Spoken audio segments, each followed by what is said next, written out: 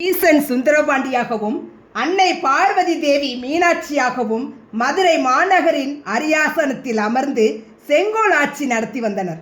அவர்களின் ஆட்சியில் நாட்டு மக்கள் மிகவும் மகிழ்வோடு இருந்தார்கள். நாட்டு மக்களிடையே பொன்னும் பொருளும் புரண்டது. மக்கள் செல்வ செழிப்பில் வாழ்ந்தார்கள். மாதம் மும்மாறி பொழிந்தது. உலகெங்கும் காக்கும் ஈசனே ஆட்சி செய்கிறான் அல்லவா? மதுரையின் மக்கள் உலக மக்கள் யாரும் பெற்றிடாத இன்பத்தை அனுபவித்தனர். இவ்வாறு காலம் நகருகையில் மீனாட்சிக்கு ஒரு ஆசை பிறந்தது. சுவாமி, மதுரை மக்கள் நம் ஆட்சியில் மிகவும் மகிழ்ச்சியாக உள்ளனர். நாமும் காரியங்களை செய்து நாட்டை வளமாக ஆண்டு வருகிறோம்.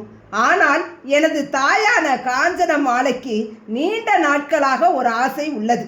அதை தாங்கள் தான் நிறைவேற்றி வைக்க வேண்டும் என்று ஆசையோடு கூறினார். என்ன ஆசை தேவி? தயங்காமல் சொல் என்று சுந்தரபாண்டியன் கூறினார்.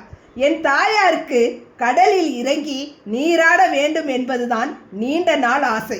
ஆனால் மதுரை மாநகரிலிருந்து கடல் மிக தொலைவில் இருப்பதால் அவளால் இன்று வரை அந்த ஆசையை நிறைவேற்ற முடியவில்லை.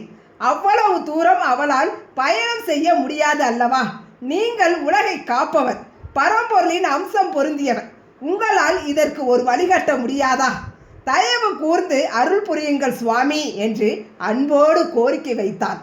சற்று சிந்தித்த சுந்தரபாண்டியன் தனது அன்பு மனைவியின் வேண்டுகோளை ஏற்று தனது மனைவியின் தாயாரும் தனது மாமியாருமான காஞ்சன மாலையை அழைத்தார்.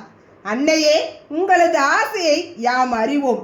இதற்காக நீங்கள் தூரம் கடந்து கடலில் நீராட வேண்டிய தேவை இல்லை. உலகில் உள்ள 7 கடல்களையும் நான் தங்கள் காலடையில் வரவைக்கிறேன் என்றார். காஞ்சன மாலைக்கு ஒன்றும் புரியவில்லை. அரசவையில் இருந்த மற்றவர்களும் சுந்தரபாண்டியனை வைத்த கண் வாங்காமல் பார்த்து கொண்டிருந்தார்கள். அன்னை மீனாட்சி தேவி தன் கணவர் ஏதோ ஒரு திருவிளையாடல் நிகழ்த்த உள்ளார் என்பதை உணர்ந்து ஆச்சரியத்தோடு அவரை உற்று நோக்கினார். சுந்தரபாண்டியன் தனது மாமியாரையும் மனைவியும் பார்த்து அன்போடு புன்னகை புரிந்தார். தனது ஒரு கரத்தினால் குனிந்து பூமியை தொட்டார். அந்த தருணமே 7 கடல்களும் ஒன்றாக திரண்டு மதுரையை நோக்கி விரைந்தன. இதற்கு முன் வாழ்க்கையில் கடலையே பார்த்திடாத மதுரை மக்களும் அந்த 7 கடல்களையும் மிகவும் ஆச்சரியத்தோடும் வியப்போடும் பார்த்து மகிழ்ந்தார்கள். பாண்டியனாக அவதரித்த ஈசனே 7 கடலையும் மதுரை மாநகருக்கு வரவழைத்ததால் அந்த தீர்த்தத்திற்கு 7 கடல் தீர்த்தம் என்று பெயர் வந்தது. காஞ்சனமாலை அந்த தீர்த்தத்தில் நீராடி தனது வாழ்நாள் ஆசையை நிறைவேற்றி கொண்டான். காலம் உருண்டோடியது. சுந்தரபாண்டியன் தனது அடுத்த திருவிளையாடலுக்கு தயாரானார். மதுரையின் மிகப்பெரிய சிவலிங்கமான சொக்கநாதரை பிரதிஷ்டை செய்து லிங்கத்திற்கு அபிஷேகம் செய்ய வேண்டும் என்று ஆசை கொண்டார். ஆனால் அபிஷேகத்திற்கு தேவையான அளவு தண்ணீருக்கு எங்கே போவது என்று யோசித்து ஒரு விசித்திரமான திருவிளையாடல் நிகழ்த்தினார். தான் முடித்து வைத்திருந்த ஜடாமுடியை அவிழ்த்து அதிலிருந்து கங்கை நீரை மதுரையின் மேல் பெருக்கெடுத்து ஓடச் செய்தார். ஏற்கனவே மதுரையில் வைகை நதி உருவாக்கப்பட்டு மக்களுக்கு வாழ்வாதாரத்தை அளித்து கொண்டு இருந்தாலும் ஈசனை ஜடாமுடியில் இருந்து மீண்டும் ஒரு முறை அந்த நதி பாய்ந்தது. இந்த முறை நதி முழுவதும் பொன் நிறத்தில் ஜொலித்தது. அந்த இடமே தற்போது பொற்றாமரை குளம் என்று அழைக்கப்பட்டு வருகிறது.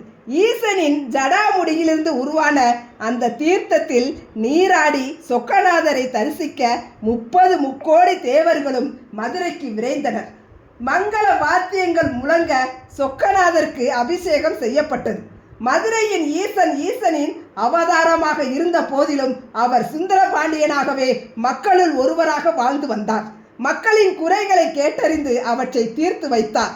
மதுரை மக்கள் நீதி நெறியோடு வாழ்ந்து வந்தார்கள். யாரேனும் அதரம் வழியில் நடந்தால் ஈசன் சற்றும் தாமதிக்காமல் தக்க தண்டனை அளித்தார். சுந்தரபாண்டியனாக பாண்டிய நாட்டை ஆண்ட ஈசன் மதுரை மாநகரின் எல்லையை விரிவுபடுத்துவதை விட அங்கு வசிக்கும் மக்களை நன்னெறியில் வாழச் செய்வதே முக்கிய நோக்கமாக கொண்டிருந்தார். சுந்தரபாண்டியனுக்கு ஆதரவாக அவரது மனைவி அன்னை மீனாட்சி நிர்வாகத்தை திறம்பட கவனித்து வந்தார். சுந்தரபாண்டியனின் ஆட்சி உலகிற்கு ஒரு எடுத்துக்காட்டாக அமைந்தது.